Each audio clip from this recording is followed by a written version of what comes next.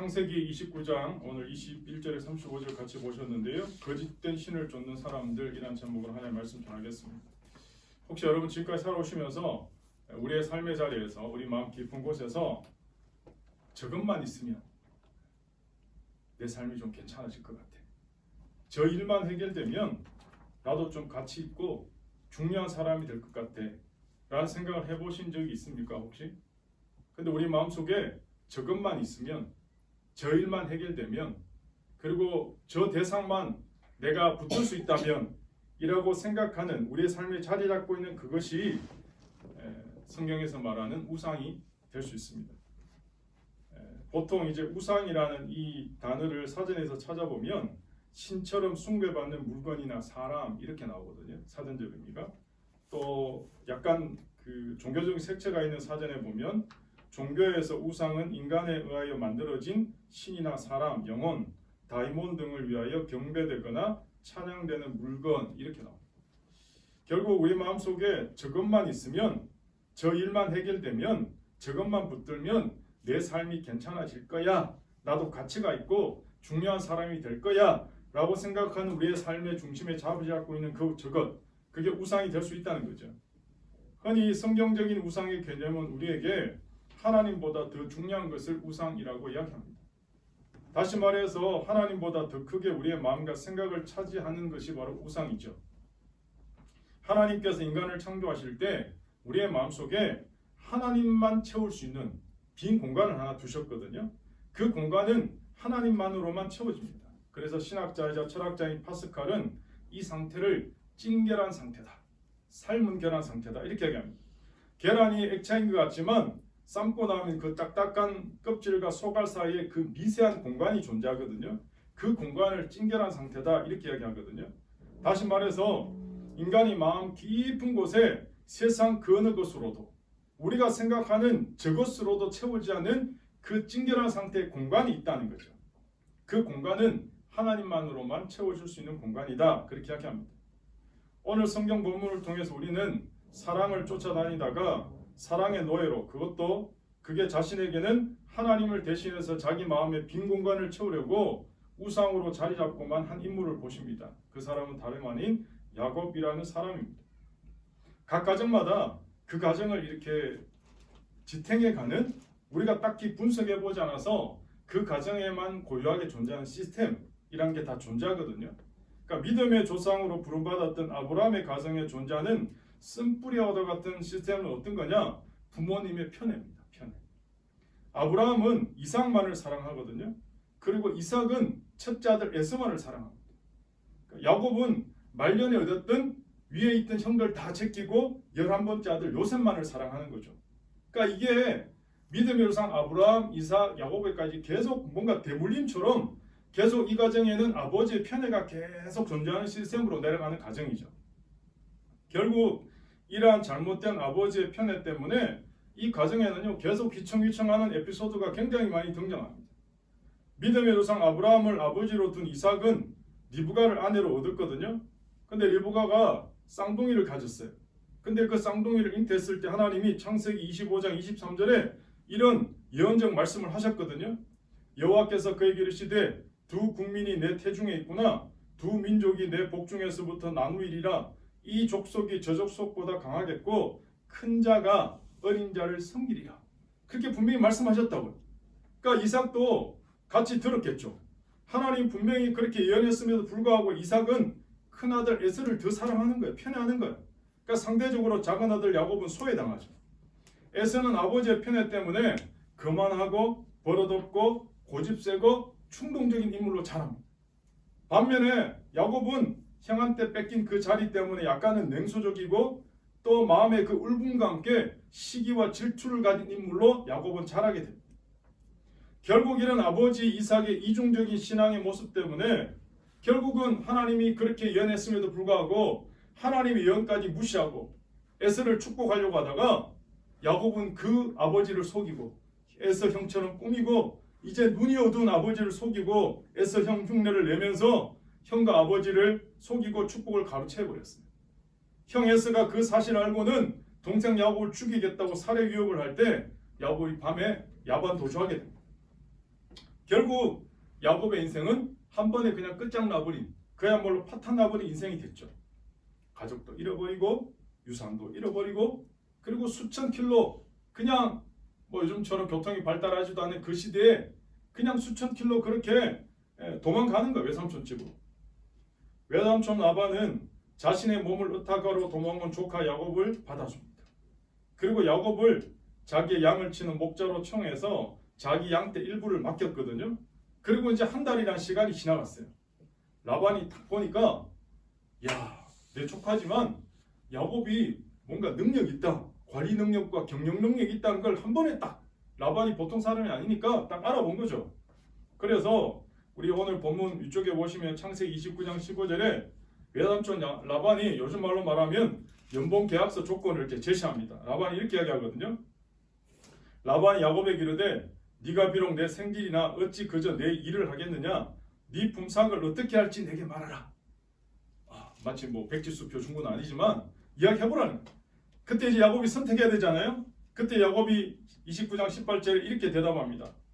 야곱이 라헬을 더 사랑함으로 대답하되 내가 외삼촌의 작은 딸 라헬을 위하여 외삼촌에게 7년을 섬기리다. 야곱이 신부의 값으로 제시한 7년분의 품삯은 당시 통화 가치로 따지면 엄청난 액수입니다. 당시 신부를 데려올 때 이제 지참금을 주고 통상적으로 데려오는데 그 당시에 신부 지참금보다 거의 4배 이상이나 많은 수준이었대요. 그런데도 야곱은 라헬을 너무 사랑하니까 7년을 며칠처럼 여겼다. 성경은 이렇게 얘기합니다. 7년을 며칠처럼 여기는 게 여러분 가능합니까? 그러니까 성경은 그렇게 표현하는 거죠. 근데요, 저도 남자지만 남자가 다 그런가? 야곱이 사랑의 목숨 큐피드 화살을 맞았는지 어쨌는지 모르겠지만 17절에 이렇게 설명하거든요. 레아는 시력이 약하고 라헬은 곱고 아리답다. 이렇게 나와요. 레아는 시력이 약하고 라헬은 곱고 아리답다. 제가 이 구절을 계속 묵상하면서 이게 도대체 무슨 의미일까? 그러다가 다른 번역을 찾아봤거든요. 공동 번역이 더 정확해요. 공동 번역에 보면 레아는 눈매는 부드러웠지만 라헬은 몸매도 아름답고 용모도 예쁘다. 이렇게 세 번역도 이렇게 나와요. 레아는 눈매가 부드러웠고 라헬은 몸매가 아름답고 용모도 예뻤다. 이렇게 나와요. 그러니까 여러분 이제 딱 아시겠죠? 결국은 레아와 라헬을 비교해 놨거든요. 라헬의 외모는 요즘 말로 말하면 딱 한눈에 봐도 와, 남자들이 몸매도 좋은데 예쁜 거예요. 근데 레아는 그 반대겠죠. 이 순간 야곱이 라헬을 첫눈에 딱 본 순간 갑자기 마음의 병을 느끼기 시작합니다. 이걸 세 글자로 뭐라 그러죠? 상사병. 상사병이 걸립니다. 이 약도 없잖아요. 오늘 우리가 함께 읽은 이 본문은 라헬을 사랑한 야곱이 무려 7년의 시간을 바쳐서 일하겠다고 외삼촌하고 지금 연봉 계약을 맺은 거예요. 뭐 연봉이 아니죠. 7년이니까 어마어마하죠. 결국은 외삼촌 아버는 야곱에게 자기 딸 라헬을 주겠다고 이제 계약을 합니다. 그런데요, 라헬과 결혼해도 되겠냐? 라고 야곱이 물었을 때 라반의 대답이 굉장히 좀 애매모호합니다. 그러면서 앞으로 일어날 결과를 초래하게 될 복선까지 깔고 가는 대답입니다. 말씀을 다시 보시면 19절 이렇게 나오거든요. 라반이 이르되 그를 네게 주는 것이 타인에게 주는 것보다 나으니 나와 함께 있으라. 이게 주겠다는 거 안 주겠다는 거. 그러니까 대답이 애매하잖아요. 근데 야곱의 말에는요, 이 말이 결혼 승낙으로 들린 거예요. 왜 그래요? 야, 상사병 걸리니까 눈에 뭐가 씌니까 그냥 그 말이 그렇게 들리는 거예요. 그러니까 야곱은 그때부터 죽기 살기로 라헬만 쳐다보고 이제 일하는 거예요. 그래서 20절에 야곱이 라헬을 위하여 7년 동안 라반을 섬겼으나 그를 사랑하는 까닭에 7년을 며칠같이 여겼다. 이렇게 나와요. 이게 여러분 무서운 거 아닙니까? 어떻게 7년이 며칠로 둔갑합니까? 근데 야곱이 얼마나 라헬에 대한 상사병이 심했으면 이런 현상이 나타나는 거죠. 드디어 그날이 왔습니다. 7년을 채우고 드디어 짠짠짠 결혼식이 열립니다. 그 지방의 풍습대로 성대한 혼인잔치가 열리는데요. 드디어 그날 밤에 사건이 벌어집니다. 야곱에게 진탕 술을 먹여서 취하게 한 후에, 성경이 없지만 제가 생각해봤죠. 그래야 이성을 잃으니까. 어쨌든 그리고는 23절 보세요. 23절 보시면 이렇게 되어 있습니다. 23절 우리 같이 한번 읽어보실래요? 23절 시작. 저녁에 그의 딸 레아를 야곱에게로 들어가매 야곱이 그에게로 들어가니라. 예, 저녁에 레아를 야곱에게 준 거예요. 아침에 깨보니까 깜짝 놀랐죠. 라헬이 아니고 레아였어요. 그러니까 야곱이 여러분 얼마나 황당하겠어요. 외삼촌 라반에게 따지고 묻는 거지. 아 이런 법이 도대체 어딨냐고. 왜 나를 속였냐고. 근데 여러분 속이는 건 야곱이 대단한 인물인데 야곱보다 더 대단한 인물이 라반이에요. 예? 라반은 그야말로 잔머리의 대가입니다. 속이는데 천재입니다. 야곱보다 한 수입니다. 그래서 우리 옛날 어른들 말씀에 임자 만났다 이런 말 쓰잖아요. 오늘 야곱이 지금 임자 만난 거예요. 라반이 이렇게 이야기합니다. 야, 동생보다 언니가 먼저 결혼하는 게 우리 집안 풍속이 아니야. 아 이렇게 말하니까 뭐라고 얘기했어요. 그러면서 또 이렇게 얘기하는 거예요. 라헬을 위해서 7년을 더 일하는 거예요. 와, 야곱이 얼마나 황당했겠어요. 야곱도 속이는 데는 남 못자는 잔머리 갖고 있는데 상사병이 걸리니까 이성이고 뭐 그냥 다 마비되니까 판단력이 떨어질 거 아니에요? 그러니까 라반의 속임수에 걸려든 거죠. 야곱은 라헬을 너무나 사랑해서 자기가 듣고 싶은 말만 듣고 보고 싶었던 것만 보이는 거죠. 라반의 속임수에 그야말로 넘어간 것입니다. 지금까지 야곱의 삶은 외로움 그 자체입니다. 이 내면의 허한 공허감 그 자체입니다. 아버지의 사랑도 받지 못했죠. 하나밖에 없는 혈육인 형과는 원수가 되어버렸죠. 그나마 자기를 사랑하는 어머니와는 수천 킬로 떨어져 있어서 더 이상 엄마의 사랑도 기대할 수 없는 철저히 고립된 인생입니다. 여러분 그렇다고 야곱이 모태신앙에도 불구하고 신앙이 좋은 거냐? 신앙도 좋은 것 같지 않아요. 하나님을 잘 믿고 산 인생이냐? 그것도 아닌 것 같아요. 그러니까 야곱의 이 내면은 너무 공하니까 로맨틱한 사랑이라는 이 우상에 빠져서 뭔가 자기 인생을 한 번에 보상받고 싶었던 거죠. 야곱에게 라헬에 대한 사랑은 마치 마약처럼 다가왔습니다. 자신의 두려운 인생과 피폐한 인생을 달래주는 일종의 마약과도 같은 역할을 한 거죠. 야곱에게 라헬의 존재는 단순히 아내가 아니고 그야말로 자기를 이 모든 공허에서 외로움에서 구출해줄 구세주로 자리매김하는 겁니다.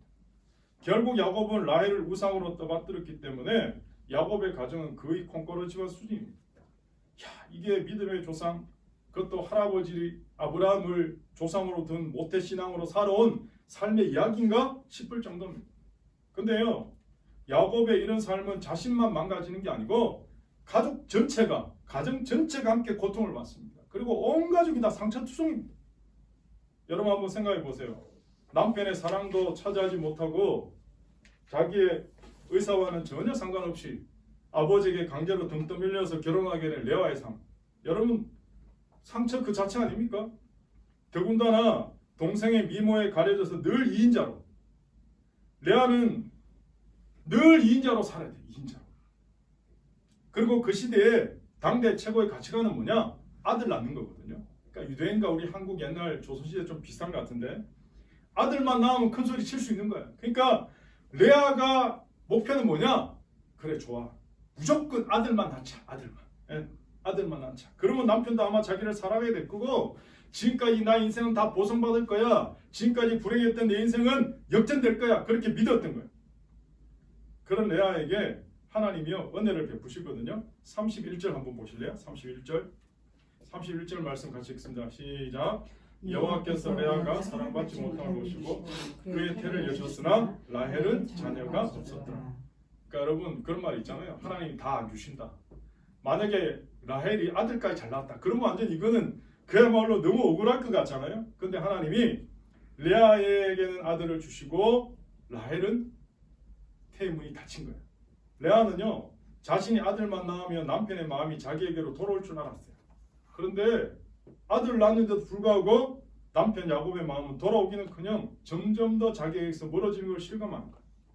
그에 비해서 동생 라헬은 남편 야곱의 삶을 그냥 독차지하고 삽니다. 그래도 우리가 성경인데 그리고 믿음의 조상이라고 하는 사람들인데 뭔가 이 본문을 통해서 교훈이 있지 않을까? 제가 계속 보고 또 봤는데 이거 무슨 불륜이야? 이게 막장 드라마야? 깔고 가는 아침 드라마야? 그냥 한숨만 나오는 거야. 무슨 애 낳기 경쟁하는 것도 아니고 여러분 이 읽으면서 어떤 교훈을 얻어야 됩니까? 어떤 영적인 위로를 받아야 됩니까? 그렇게 생각하다가 아하 성경은 절대로 사람을 영웅으로 보여주는 게 목적이 아닙니다. 성경은 그 사람의 연약하고 비참한 모습을 그냥 다 폭로해버립니다. 다 드러내버립니다. 심지어 믿음의 조상이라고 하는 아브라함, 이삭, 야곱 이 집안에 이런 엄청난 사건의 연속을 우리에게 다 그냥 폭로하는 거예요. 왜 그렇습니까? 우리는 다 구원받아야 될 죄인이다 라는 사실을 직접 간접으로 성경은 보여주려고 하는 것입니다. 사실 야곱은 라헬만 얻을 수 있다면 다 잘 될 거야 라는 환상에 젖어 살았습니다. 그런데 상대가 라헬인 줄 알았는데 아침에 보니 레아였다. 성경은 증언합니다. 한 주석가는 이 구절에서 이렇게 해석합니다. 이것은 에덴 동산 이후에 인류가 경험해온 환멸의 축소판이다. 이렇게 해요. 이 말은 다시 말해서 우리가 희망을 어디에 걸든지 아침에 일어나 보면 라헬이 아니라 항상 레아였다. 이런 뜻이래요. 그럼 오늘 본문의 주인공 야곱만 이런 삶을 살았을까요? 오늘날 우리 사회는 매스컴이 만들어 놓은 로맨스의 환상에 젖어 살고 있다고 해도 과언이 아닐 정도입니다. 더 나아가서 천생연분만 만나게 하면 나의 모든 문제가 해결될 것이라는 기대와 희망까지 살아가게 만듭니다. 어떤 분의 말을 빌리면 오늘날의 청춘들은 결혼과 성을 따로 분리해서 생각한다고 해요. 그래서 일회성의 성관계 문화 속에 산다고 그렇게 평가하기도 합니다. 한국은 잘 모르겠고 미국은 매년마다 포르노에 투자되는 돈이 1조 달러가 넘는데 어마어마한 산업이죠. 오늘 이 시대의 인류는 보편적인 실망과 환멸 속에서 삶을 살고 있다는 거죠. 그리고 자신이 그토록 저것, 저 대상, 저 자리, 저 일만 성취되면 성공과 행복은 나에게 올 거야 라는 그림을 그렸다는 거예요. 근데 실상은 아침에 깨보니 항상 레아였다. 그럴 때 보통 사람은 4가지 부류의 반응이 나온다. 이렇게 이야기합니다. 첫 번째는 나를 실망시킨 그 대상에 대해서 비판하고 원망하면서 또 다른 대상을 찾아 나선다. 여러분 이게 우상 숭배를 계속 지속시키는 영적 중독의 길이다. 보통 그렇게 얘기하거든요. 두 번째는 자기 자신에 대한 심각한 패배의식, 자괴감을 느끼는 거예요. 스스로 난 어차피 실패자야. 요즘 흔히 말하는 루저야. 남들은 다 행복해 보이는데 왜 나만 불행한지 모르겠어. 결국 나한테 문제가 있는 거 아니야? 내가 이런 외모로 태어났기 때문에, 내가 이런 가정에 이런 부모를 만났기 때문에, 그러면서 자기 인생을 비관하면서 늘 열등의식에 사로잡혀 산다는 거죠.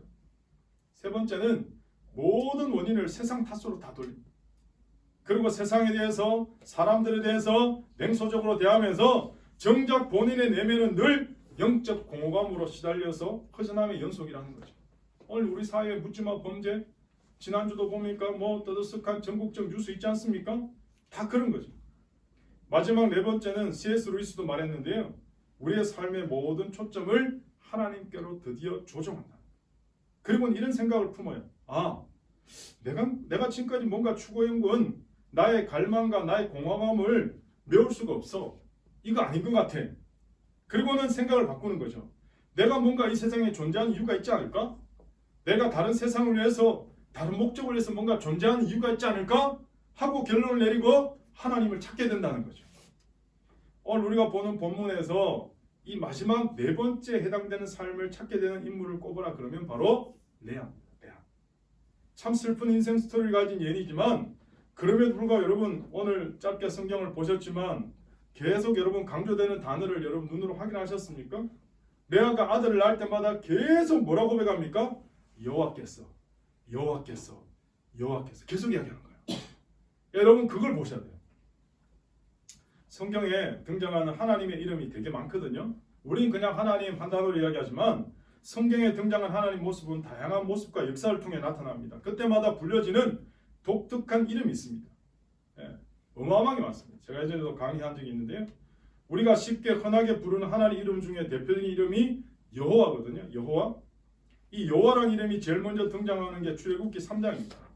이스라엘 백성들이 애굽에서 노예로 탄식하고 종살이 할 때 너무 힘들어서 하나님 구해주세요 막 부르짖으니까 고통을 호소하고 있을 때 하나님께서 일명 라이언 일병구하기 같은 작전을 감행하시는데 그 작전은 바로 모세를 통해서 애굽 땅인 이스라엘 백성들을 출애굽 탈출시키는 것이었습니다.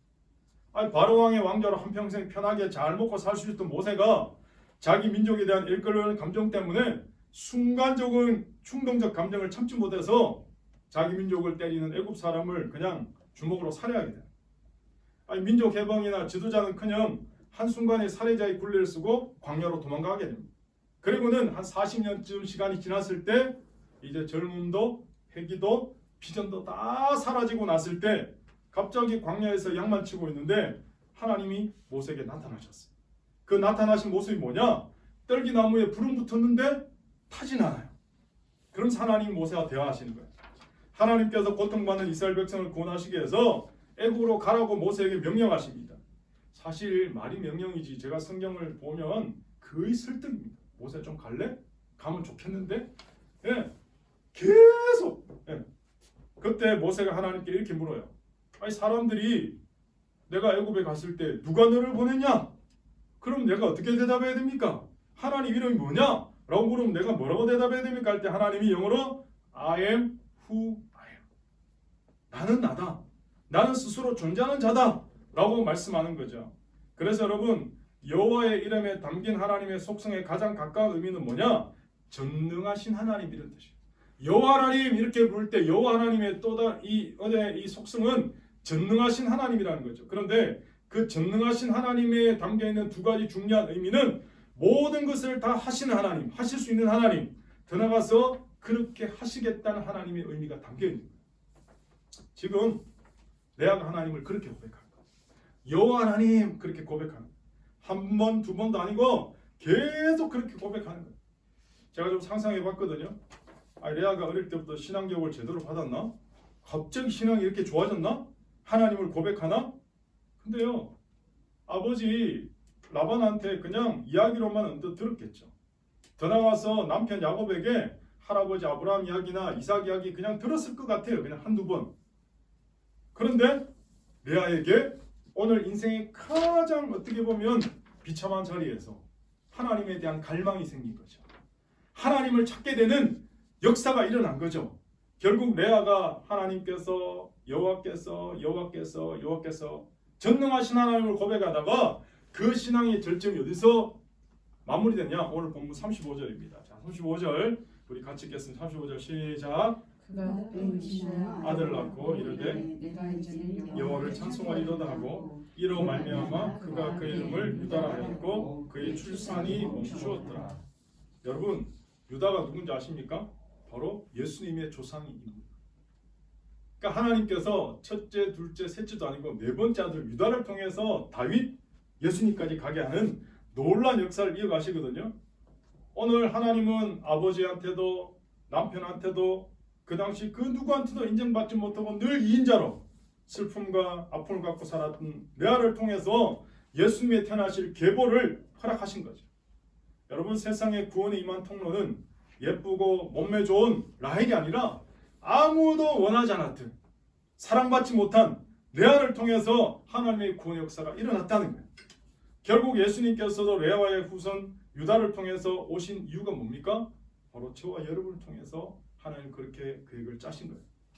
사랑하는 여러분, 이미 결혼해서 배우자가 있는 사람이건 아직 결혼하지 않은 미혼이건 우리 모두가 공통적으로 고백해야 될 건 우리의 진짜 신랑은 예수 그리스도라는 거예요.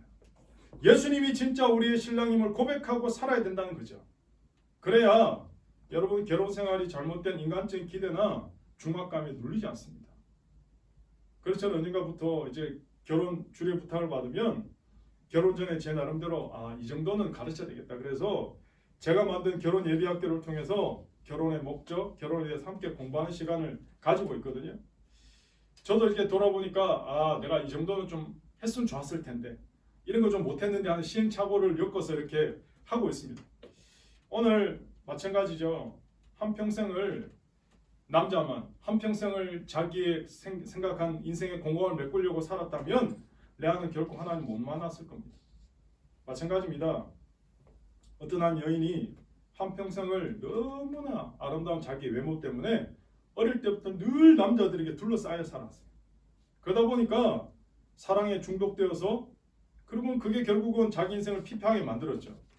그러면서 계속 인생의 시행착오 그리고 수많은 시간을 방황하다가 드디어 하나님의 말씀 하나를 붙들고 자유함을 얻게 됐어요. 그게 바로 골로새서 3장 3절 4절이거든요. 제가 읽어드리겠습니다. 이는 너희가 죽었고 너희 생명이 그리스도와 함께 하나님 안에 감추어졌습니다.